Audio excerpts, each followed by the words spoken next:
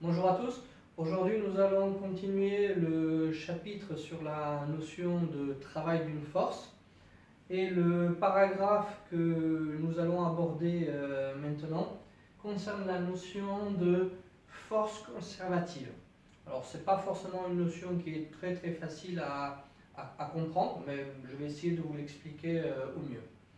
Alors, tout d'abord, vous allez noter la définition qui est au tableau de ce que l'on appelle une force conservative. Alors, quand est-ce qu'on dit qu'une force elle est conservative? Donc, une force est dite conservative si le travail de cette force ne dépend pas du chemin suivi. Alors, après, sur un schéma, je vais vous expliquer qu'est-ce que ça veut dire cette histoire de ne dépend pas du chemin suivi.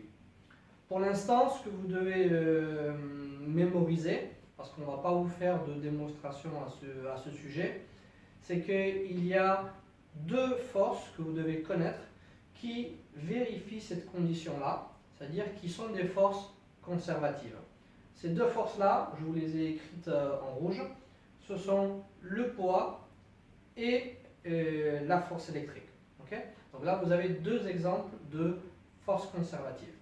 Alors maintenant, sur un schéma, qu'est-ce que ça veut dire exactement cette histoire de force conservative? Alors, je vous rappelle que juste, je ne fais que vous le dire, mais je ne fais pas de démonstration de pourquoi le poids est une force conservative. Donc ici, j'ai fait un petit schéma, et voilà, j'ai mis un petit objet, et cette boule-là, elle va glisser le long d'un trajet AB, une pente. Okay? Et donc, le poids, donc vous savez que sur un schéma, ça se dessine toujours verticalement vers le bas. Ok, hop, voilà. Et donc, si je veux, je peux calculer le travail du poids le long du trajet AB. Ok? On a déjà vu comment on faisait la dernière fois. Et donc là, vous faites attention, hein, dans les deux exemples, dans les deux exercices que l'on avait vus à la séance dernière, la dernière fois, nous avions trouvé que le travail du poids était nul. Okay? Mais ça ne veut pas dire que le travail du poids il est toujours nul dans tous les exercices. Hein. La dernière fois, le travail du poids, on l'a trouvé nul parce que l'objet se déplaçait sur un sol horizontal et que le poids, c'est un vecteur vertical. Donc du coup, votre poids faisait un angle de 90 degrés avec le vecteur déplacement. Et c'est pour ça qu'on trouvait que le travail du poids était nul. Mais ici, ce n'est pas le cas. Okay? Là, vous avez le poids qui est vertical vers le bas. Votre vecteur déplacement AB, ben, il est orienté comme ça. Hein. Voilà, ça c'est votre vecteur déplacement AB. Et donc là, il y a un angle alpha okay, qui ne vaut pas 90 degrés. Hein. Donc là, le travail du poids n'est pas nul. Donc si je pouvais le calculer, si j'avais suffisamment de données pour faire ça, ben, je trouverais en fait une certaine valeur. Eh bien, pourquoi on dit que le travail du poids, il est conservatif?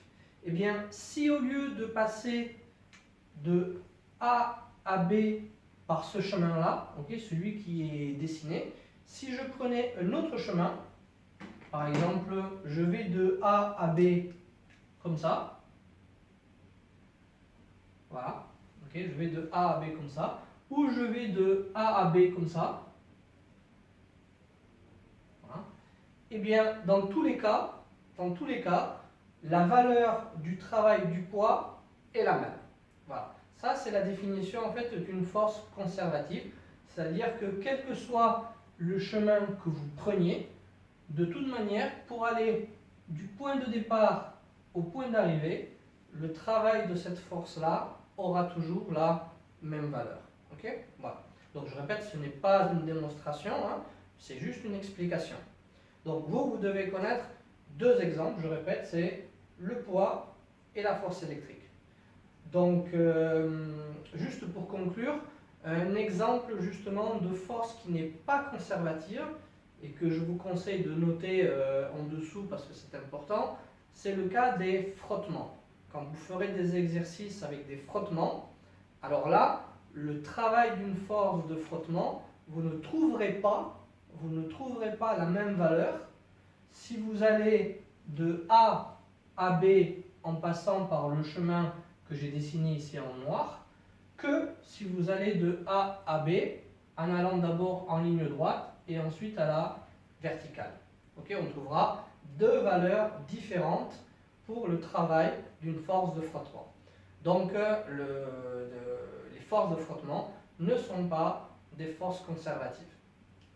Voilà, donc maintenant nous allons travailler essentiellement avec le poids et nous allons essayer justement de trouver une expression générale pour calculer le travail du poids lors d'un déplacement quelconque qui n'est pas forcément justement une ligne droite, en se servant en fait du principe que le poids c'est justement une force conservative. Et donc on va voir ça dans le paragraphe suivant.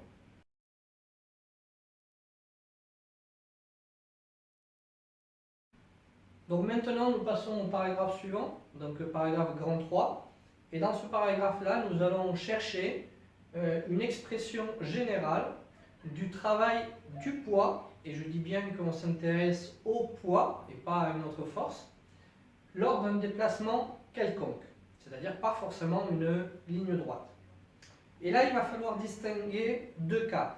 Donc moi au tableau, je vais faire le premier cas, c'est-à-dire le cas où l'objet descend. D'accord? C'est-à-dire d'abord, mon objet il est quelque part par là. Okay, donc j'ai dessiné le poids vertical vers le bas. Il est à une certaine altitude ZA donc, par rapport à mon origine. Et ensuite, ben, il descend et il arrive jusqu'à un point B d'altitude ZB inférieure à ZA. Voilà, ça c'est ma situation de départ. Et vous, ensuite, quand j'aurai fini ma petite démonstration, ben, vous ferez exactement la même chose, mais dans le cas où l'objet monte. Ok? Alors, reprenons pour l'instant ce qu'on est en train de faire. Alors, quel est le but?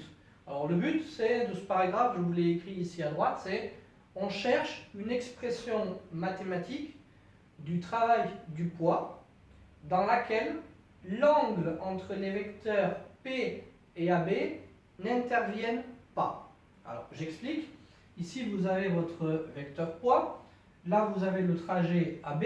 Et donc, on est d'accord que à chaque instant, hein, quand l'objet va descendre, eh bien, il existe bien un angle entre le vecteur poids et mon vecteur de déplacement. Okay? Sauf que, comme la trajectoire elle est quelconque, on est bien d'accord que si vous êtes ici, okay, si vous êtes en ce point-là, eh bien, maintenant, l'angle alpha qui est ici, c'est pas le même. C'est pas le même que celui que j'avais là. Donc mon angle alpha varie.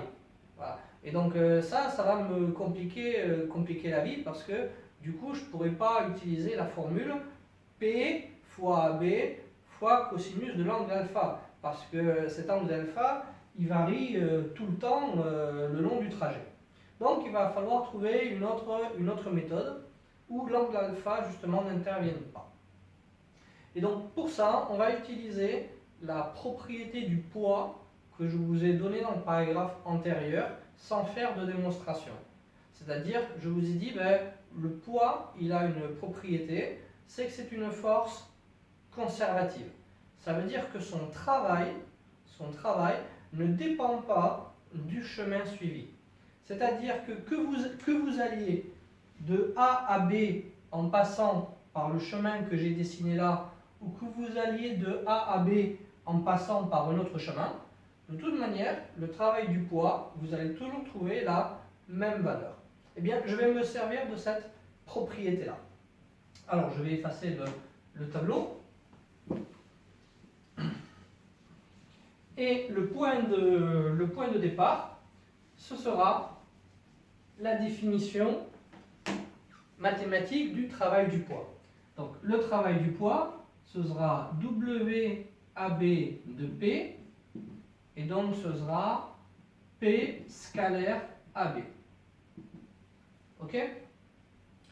Quand on arrive là, maintenant qu'est-ce qu'il faut faire? Ben, il faut chercher sur la figure un chemin pour aller de A à B où je ne serai pas gêné par les angles. Okay, ça veut dire que je vais pouvoir facilement éliminer cet angle alpha qui me gêne. Alors là, comme on est sur une vidéo, je vous donne directement la réponse. Pour aller du point A au point B, eh bien, je peux aller de A à B en passant par ce chemin-là. C'est-à-dire que je pars de A et je descends d'abord à la verticale, jusqu'ici, et ce point-là, je vais l'appeler H. Et ensuite, quand mon objet arrive en H, eh bien, tout simplement, je me déplace sur l'horizontale et j'arrive au point B. Okay, c'est-à-dire que je vais choisir ce chemin-là, A, H, et ensuite H, B. Okay, alors pourquoi je fais ça? Eh bien parce que mon AB vecteur, AB vecteur, si j'utilise une autre couleur, AB vecteur c'est ça. Voilà, en bleu, ça c'est AB vecteur. Et mathématiquement, ben, je peux utiliser une relation de Schall, c'est-à-dire je peux dire que AB vecteur, c'est la même chose que AH vecteur plus HB vecteur. Donc, je vais écrire ligne suivante. WAB de P égale P scalaire, j'ouvre une parenthèse, et j'écris AH vecteur plus HB vecteur. Quand j'arrive ici, je développe mon produit scalaire, et donc je vais écrire WAB de P égale P scalaire AH plus P scalaire HB. Ok? Et là, il va y avoir quelque chose d'intéressant. Okay? Regardez un petit peu ce terme-là, c'est-à-dire P scalaire HB. Alors, HB, c'est un vecteur comme ça. Okay? Ça, c'est HB vecteur. Et le poids, quand je suis quelque part sur HB vecteur, bah, de toute manière, le poids, lui, il est toujours sur HB. Il est toujours vertical vers le bas. Et donc, j'ai un angle de 90 degrés. Et donc, ça, on a déjà vu.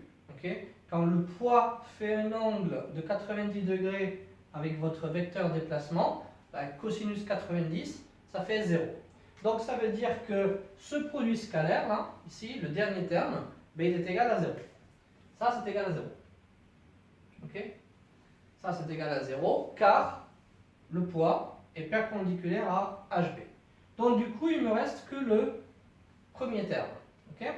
Et donc WAB de P, ce sera égal à P, sans le vecteur, fois AH, sans le vecteur, fois cosinus de l'angle entre P et AH. WAB de P égale, donc le poids P, ça mathématiquement vous savez le calculer, ou plutôt physiquement vous savez le calculer, hein. Vous savez que P c'est égal à M fois G, donc M fois G, fois AH, AH, que représente AH sur ma figure? Eh bien le point A il est ici, le point B il est là, donc du coup AH ça représente cette altitude-là, et donc ce sera Z de A moins Z de B, mais que je peux noter tout simplement H. Donc MG fois H, et le cosinus de l'angle entre P et H, eh bien AH vecteur c'est un vecteur qui est orienté comme ça, voilà, ça c'est AH vecteur, et donc si vous regardez, eh bien, AH vecteur et P vecteur, ils ont même direction et même sens. C'est-à-dire que l'angle alpha entre les deux, ben, il vaut 0. Et cosinus de 0, ça fait 1. Donc, du coup, j'ai fini. Et donc, l'expression du travail du poids, lorsque l'objet est en train de descendre, eh bien, c'est égal à MGH. Ok? Et donc, vous voyez que dans cette formule-là, déjà, je n'ai pas d'angle. Et donc, que le travail du poids, ça ne dépend que de deux paramètres finalement. Déjà, ça dépend du poids de votre objet. Okay? Ça dépend du produit de M fois G. Mais ça ne dépend que de la différence d'altitude entre le point de départ et le point d'arrivée. C'est ça qui compte. Okay? Quelle est mon altitude de départ? Quelle est mon altitude d'arrivée? Mais ensuite, quel est le trajet que j'ai suivi pour aller de A jusqu'à B? Ça n'a pas d'importance. Okay? Donc cette petite démonstration, voilà, il faut savoir la refaire. Et surtout, il faut connaître ça. Okay? Et donc là, quand l'objet descend, eh bien, ce produit-là, mg fois h, eh bien, c'est un nombre positif. Ça veut dire que lorsque l'objet descend, le travail du poids, il est moteur. Okay? Le poids favorise la descente de votre objet. Okay? Donc ici, travail moteur.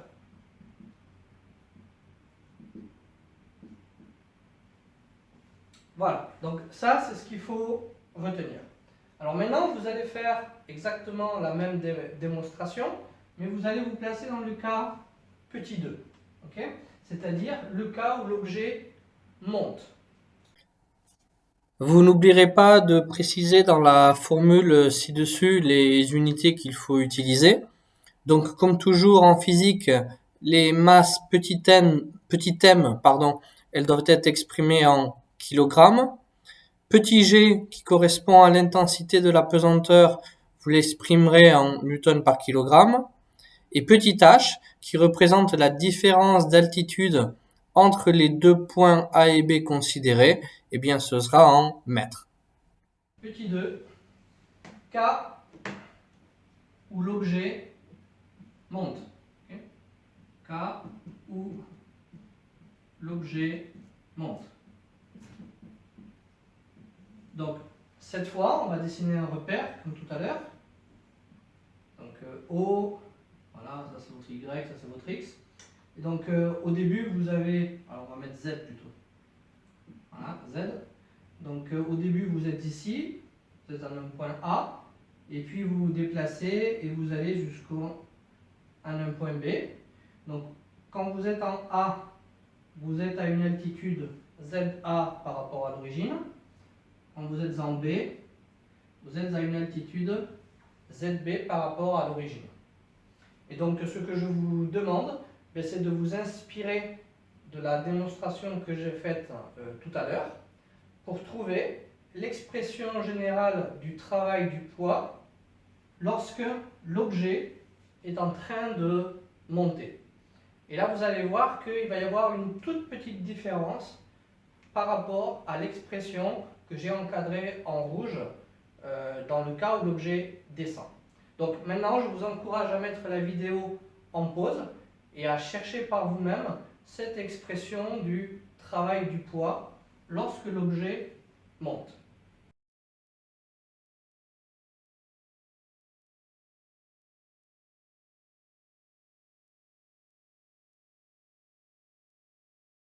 Alors voici la correction, donc vous allez pouvoir vérifier votre travail. Donc j'ai rajouté sur le schéma le poids au point A et B, donc vertical vers le bas. Le travail du poids le long du trajet AB, ce sera P scalaire AB. Et donc à partir d'ici, comme tout à l'heure, il faut trouver un chemin pour aller de A à B où je ne sois pas embêté par les angles. Okay? Alors vous pouvez aller de A à B soit en montant et après en allant vers la droite jusqu'au point B, ou vous pouvez aller de A à B en passant d'abord par la droite, ici, et après vous montez jusqu'au point B.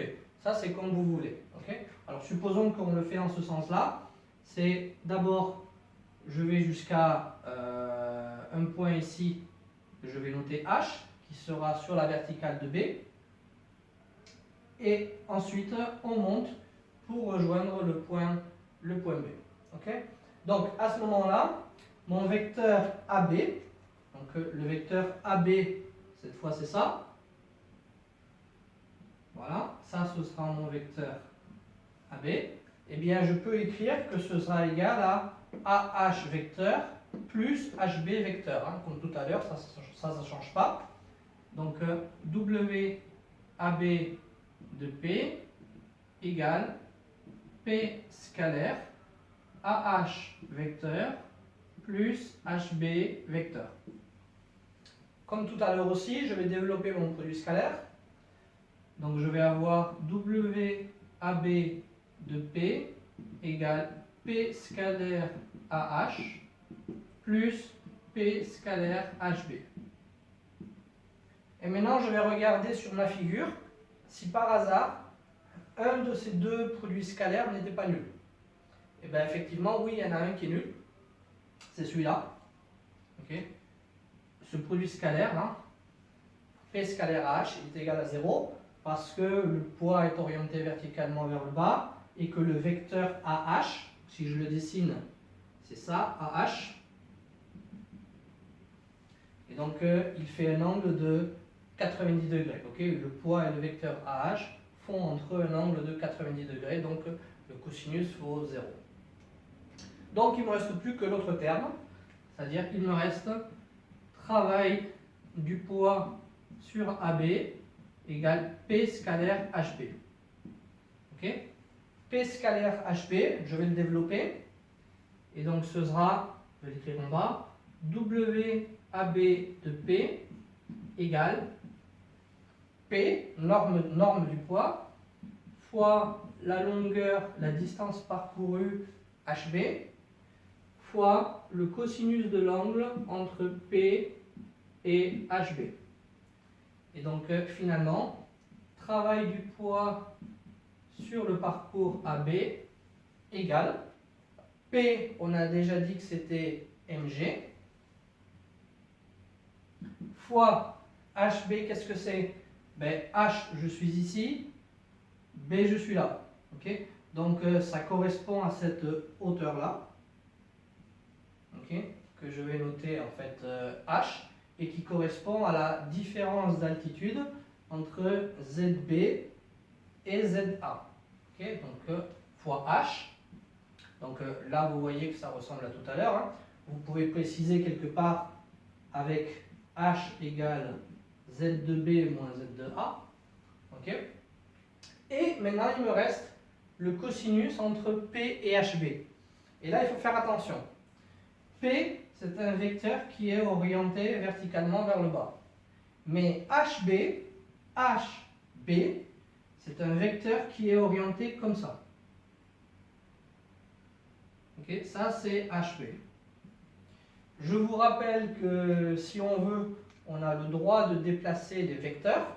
Donc si je prends le vecteur poids et que je le mets ici, là, au point H, je vais avoir ceci. Et donc là, vous voyez que le vecteur poids, il est orienté verticalement vers le bas, alors que le vecteur HB, pardon, lui, il est orienté verticalement vers le haut. Ça veut dire que l'angle que fait le poids avec le vecteur HB, c'est pas 0. Okay. C'est pas 0 parce que P et HB sont orientés en sens inverse.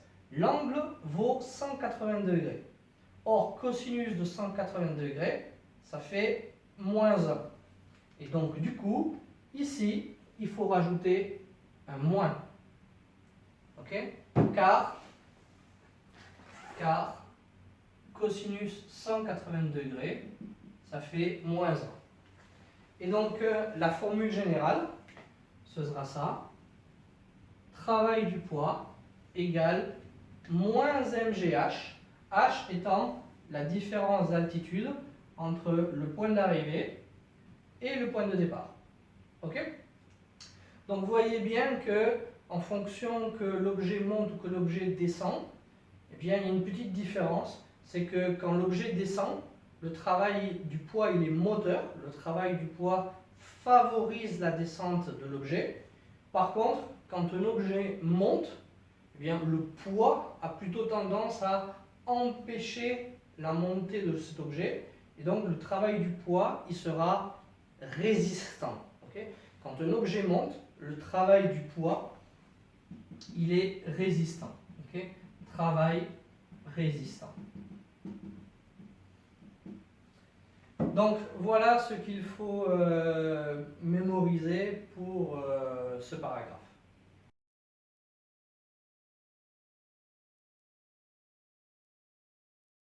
Donc maintenant, nous allons appliquer cette même idée au travail de la force électrostatique. Okay?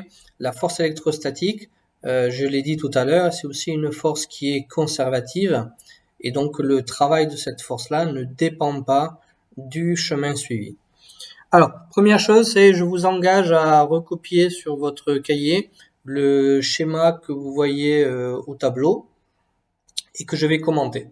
Alors, tout d'abord, on va considérer une particule qui va être chargée positivement. J'aurais pu prendre l'exemple d'une particule chargée négativement, hein.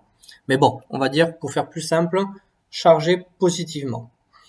Et cette particule, elle va pénétrer dans une zone de l'espace où il règne un champ électrique. Donc ici, je vous ai dessiné deux plaques métalliques, une qui est chargée positivement, l'autre qui est chargée négativement. À l'intérieur de ces plaques-là, il règne donc un champ électrostatique qui vous a été dessiné donc en vert. Et je vous rappelle les conventions, hein. Un champ électrostatique, il est toujours perpendiculaire aux plaques. Donc ça veut dire que si vos plaques elles sont dessinées verticalement, eh bien votre vecteur E, il sera dessiné horizontalement. Et il est toujours orienté de l'armature ou la plaque qui est chargée positivement vers la plaque qui est chargée négativement. Du plus vers le moins. Et donc ça donne le vecteur E qui a été dessiné ici. Donc on a une particule chargée positivement qui va rentrer dans le champ électrostatique ici là, hein, au point A, c'est-à-dire juste à côté de l'armature qui est chargée positivement. Et puis vous savez ce qui se passe, hein, une particule qui est chargée dans un champ électrique, elle va avoir un mouvement de type parabolique, hein, on a vu ça dans le cours précédent. Et donc on vous a dessiné la trajectoire ici en pointillé en bleu. Et donc cette particule-là va aller jusqu'à un point B qui est situé très proche de l'armature négative. Et donc la distance qui sépare les deux plaques, on va la noter petit l. Donc le but, c'est le même que pour le travail du poids, c'est de trouver une expression générale du travail, du travail de la force électrostatique qui ne dépendent pas d'un angle quelconque. Alors, pour ça, comment on va faire? Eh bien, le point de départ, hein, c'est de noter sur votre schéma les quelques lignes suivantes. Tout d'abord, il faut savoir que la force électrostatique, c'est une force conservative. Okay, je vous rappelle, j'ai pas fait de démonstration, c'est juste, on vous le dit. La distance qui sépare les deux plaques, on va la noter petit l. Et lorsque cette particule se déplace d'un point de l'armature positive A à un point B de l'armature négative, alors le travail de la force électrostatique, il sera donné par travail sur AB de cette force électrostatique égale F scalaire AB. Ok, ça ne change pas. Maintenant, comme pour le travail du poids, il va falloir que je trouve un chemin pour aller de A à B sans être embêté par les angles. Eh bien, on va faire exactement la même chose. C'est-à-dire que là, si vous regardez mon schéma, eh bien, d'abord, je pars de A. Ensuite, je descends verticalement. J'arrive ici au point H. Et du point H, je me déplace vers la droite jusqu'à arriver au point B. Donc, je peux écrire que F scalaire AB, c'est égal à F scalaire AH plus HP vecteur. De ces deux vecteurs-là, AH vecteur et HB vecteur, il y en a un qui, avec F, va donner un produit scalaire nul. Ok? Alors, si vous regardez bien la figure, donc à ce moment-là, F, on vous l'a dessiné. Ok? Alors, F, c'est une force qui est orientée de la gauche vers la droite. Pourquoi? Parce que je vous rappelle que la formule qui permet de calculer la valeur d'une force électrostatique, ou plutôt la relation vectorielle dans laquelle entre une force électrostatique, elle est donnée ci-dessus, là, au-dessus de l'écran, et donc c'est F vecteur égale QE. Mais comme Q, j'ai dit depuis le début que c'était une charge qui était positive, ben ça veut dire tout simplement que la force électrostatique et le champ électrique, ils auront même sens et même direction. Donc F est orienté de la gauche vers la droite. Et donc du coup, le produit scalaire F scalaire AH, eh bien, ça va être égal à 0, puisque les deux vecteurs, F vecteur et AH vecteur, forment un angle droit entre les deux. Donc, il ne me reste plus que F scalaire HB. Ok? Donc, ce que je peux faire, à la ligne en dessous, c'est le F vecteur, c'est-à-dire la force électrostatique. Ben déjà, je peux la remplacer par son expression en fonction de Q et de E, c'est-à-dire tout simplement Q fois E, le tout scalaire HB. Et donc, je vais développer le produit scalaire E scalaire HB. Et donc, ça donne quoi? Eh bien, ça va donner E fois L, puisqu'on a dit tout à l'heure que la distance HB, elle correspondait à la longueur des plaques, donc c'est noté petit l, fois le cosinus de l'angle entre E et HB. Mais si vous regardez le schéma, E, c'est un vecteur horizontal orienté de gauche à droite, et HB vecteur, eh bien, ce sera aussi un vecteur horizontal orienté de gauche à droite. Donc, ça veut dire que l'angle entre les vecteurs HB et E, ben, il est égal au vecteur nul. Ok? Et donc, cosinus 0, ben, ça fait 1. Donc, du coup, il ne me reste plus que l'expression E fois L, le tout multiplié évidemment par la charge petit q. Et le produit E fois L, ça c'est quelque chose que l'on a vu en cours, et je vous avais dit que c'était une formule qu'il fallait connaître. Il existe une formule qui relie la valeur du champ électrique E avec la tension que l'on applique aux extrémités des plaques et la distance petit l qui les sépare. Et donc cette formule-là, elle est écrite ici. C'est petit e égale tension UAB sur petit l. Et comme ici j'ai E fois petit l, eh bien ce produit-là, le E fois petit l, je peux le remplacer tout simplement par UAB. Donc l'expression générale du travail d'une force électrique, c'est tout simplement Q fois UAB. Et dans cette relation, la charge Q, évidemment, elle doit être exprimée en coulomb et la tension UAB doit être exprimée en volts. Et à ce moment-là, le travail de votre force électrostatique, vous le trouverez en joules. Voilà, donc petite démonstration à savoir refaire aussi dans le cas de la force électrostatique, et la formule que j'ai écrite ici en rouge, eh bien elle fait aussi partie des formules donc à connaître. Voilà tout pour la notion de travail, et maintenant on va aborder la notion d'énergie potentielle de pesanteur. Mais avant d'aborder cette nouvelle notion, je vous conseille vivement de faire le quiz qui est disponible sur Pronote concernant toute cette notion de travail pour voir si vous avez bien assimilé les notions de base. Et en ce qui concerne la notion d'énergie potentielle de pesanteur, celle-ci sera traitée dans la vidéo suivante.